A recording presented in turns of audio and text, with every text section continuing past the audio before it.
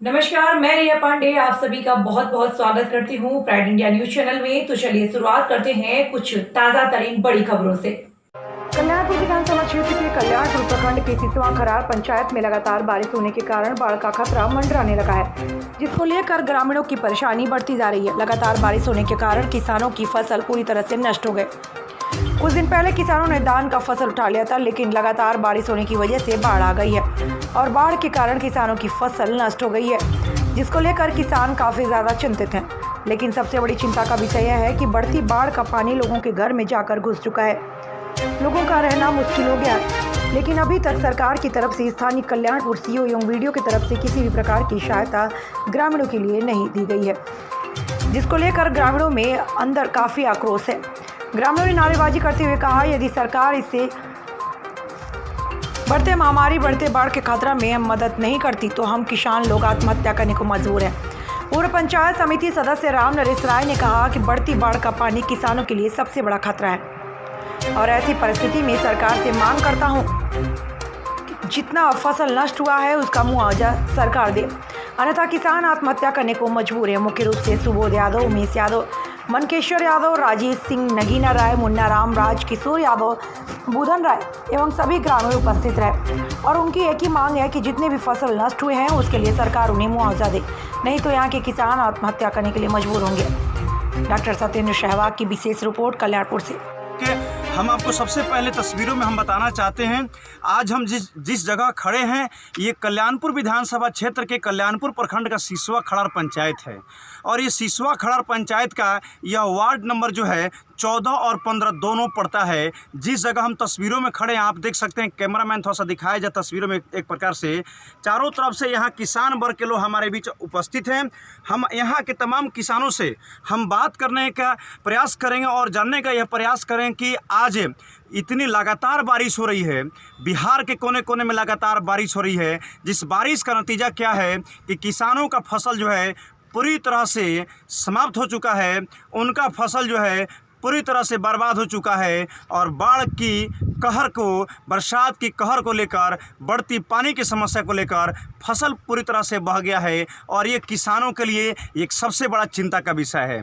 फिलहाल अभी तो पूरी बारिश होना बाकी है। आप तस्वीरों में देख सकते हैं, मैं जिस जगह खड़ा हूँ सिसवा खड़ार पंचायत के वार्ड नंबर 14 और 15 में, यहाँ बाढ़ के कहर की वजह से लोगों का फसल पूरी तरह से बह गया है, दह गया है, जिसका नतीजा क्या है, आज लोग जो है अपने किसान वर्ग के लोग जो है अपने जीवन को लेके, अपने आने वाले समय को लेकर काफ़ी चिंतित हैं और इनका ऐसा मानना है कि सरकार के तरफ से जो फसल क्षतिग्रस्त हुआ है, जो फसल नुकसान हुआ है, उसके लिए सरकार से इन लोगों को मुआवजा चाहिए, जिसको लेकर आज तमाम सभी किसान वर्ग के लोग हमसे जुड़े हैं।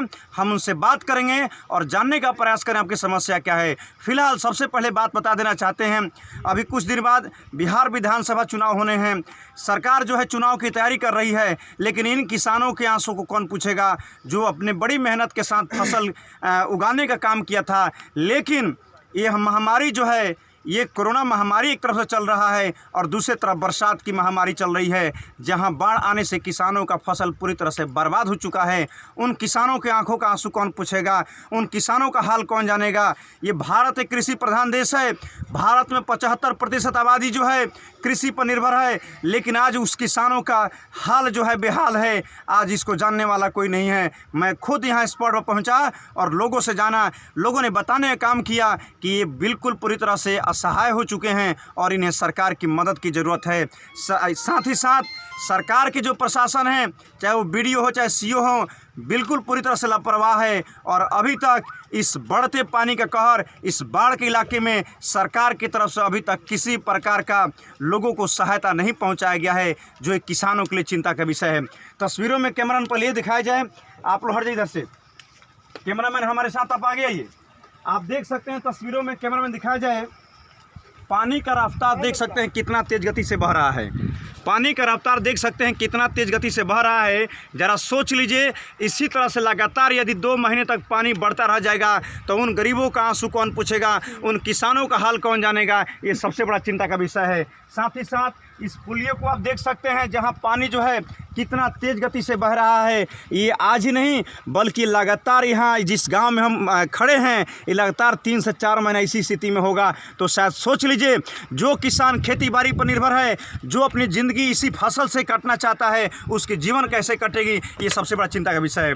तो आइए यहाँ के किसानों से हम जानने का प्रयास करेंगे और इनके यहाँ के किसानों से हम बात करेंगे। लेकिन उससे पहले सबसे पहले खबरों में हम बता दें कि पूरे पूर्वी चंपारण में स्मार्ट पंचायत में एक सिसवा खड़ार पंचायत का भी लिस्ट में नाम शामिल हुआ है।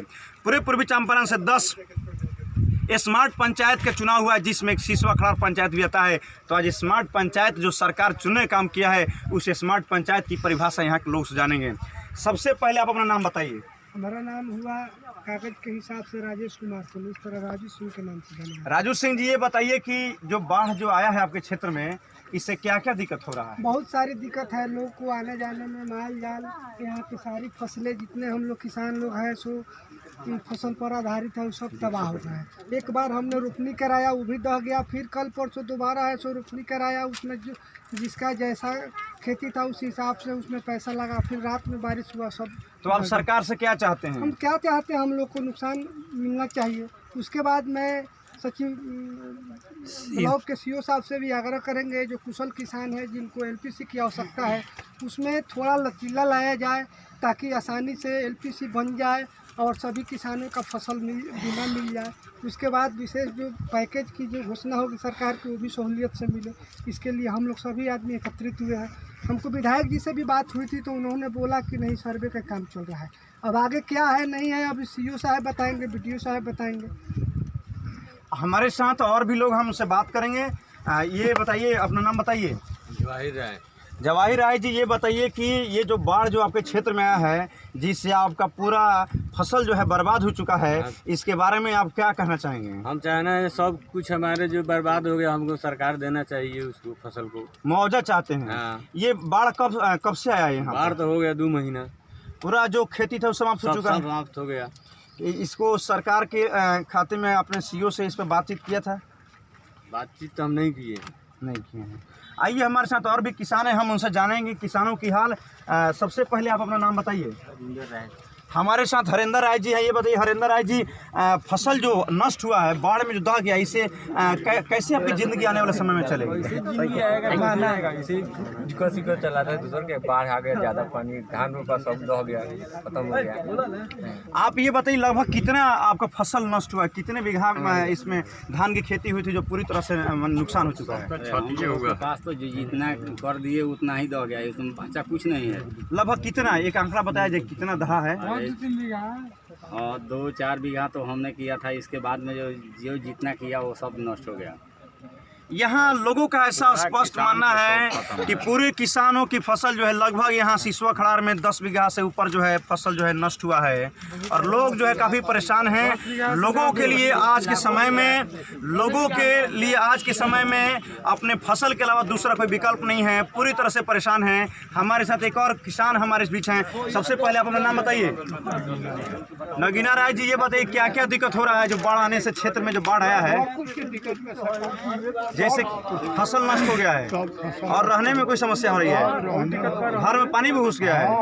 यहाँ ऐसा मानना है घर में पानी भी घुसा है, फसल भी नष्ट है और ऐसे बदहाल स्थिति में किसानों को देखने वाला भी कोई नहीं है और सरकार का जो खुफिया तंत्र जो है वो सो रहा है। अभी तक यहाँ सर्वे करने का भी काम नहीं हुआ है। किसानों का जो दर्द है वो खुले तौर पर आप देख सकते हैं। किसान जो देश की नींव मानी जाती है, जो देश की शक्ति मानी जाती है, उसके चेहरे में मायूसी है। फिलहाल ये सबसे बड़ा बिहार सरकार के लिए सबसे बड़ा चुनौती का विषय है कि जब जब बाढ़ आता है यहाँ के लोगों की परेशानी बढ़ जाती है और इसका आज तक कोई विकल्प नहीं आया। यहाँ स्पष्ट तरीके से लोगों का मानना है कि हम लोग का फसल पूरी तरह से बर्बाद हुआ है और यहाँ के किसान जो है सरकार से मुआवजा चाहते हैं। सरकार से ये चाहते हैं कि हमेशा के लिए कोई ऐसा उपाय बताए जिससे कि हम किसानों को राहत मिले और हमारे जो फसल जो नष्ट हुए हैं, वो जो क्षतिग्रस्त हुआ है, जो नुकसान हुआ है, उसका भरपाई और उसका नुकसान जो है सरकार जो है कुछ सहायता देकर कर सके।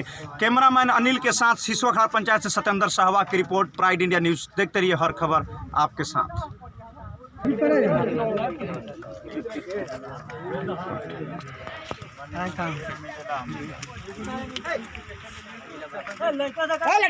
दूर तरफ आप देख सकते हैं यहाँ पर निश्चित रूप से जो स्थिति यहाँ के किसानों का है पूरी तरह से, मैं जिस जगह अभी आपको दिखा रहा हूँ ये तस्वीरें यही हैं। ये पहले खेत था, यहाँ जो है धान का फसल की खेती की गई थी, लेकिन पूरी तरह से बाढ़ के बढ़ते कहर ने पूरी तरह से बर्बाद कर दिया है और यहाँ अब पानी के सिवा कुछ नहीं दिख रहा है और किसानों की जीवन जो है बदहाल हो रही है।